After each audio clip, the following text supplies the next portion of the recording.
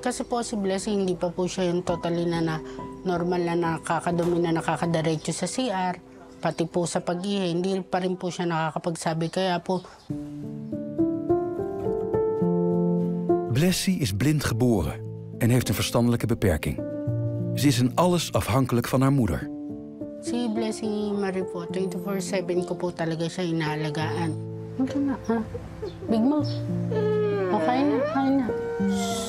Nung ano po, kahit po sa maglakad sa labas, ako po lahat ang kasama niya pagka sa school po ngayon, ako din po nag-aatid sa kanya. Even Omdat Blessie nauwelijks heeft leren praten, kan ze moeilijk aangeven wat ze wil.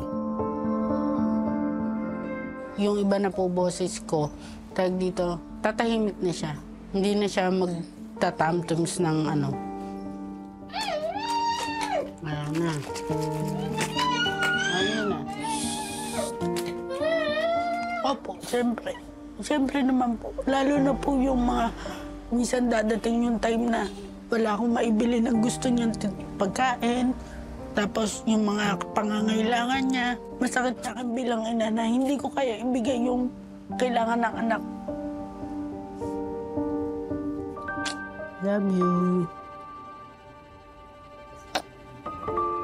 If she only had early intervention, she would not be just rocking and playing with the ball. Mautawag, dandahan. This family needs help right now. There is definitely hope for Blessie as long as she is given the right training and education so that she will be able to communicate her needs, she will be able to play with other children, and she will grow and she will thrive. Met uw steun kan het Lilianenfonds Blessie helpen. Met training en begeleiding voor haar en haar moeder kan Blessie leren praten, leren omgaan met andere kinderen en zelfs naar school. Kasi tag dito, wala naman po ibang titingin sa anak ko, hindi ako lang. Help mee en word donateur van het Lilianenfonds. Ga naar lilianenfonds.nl.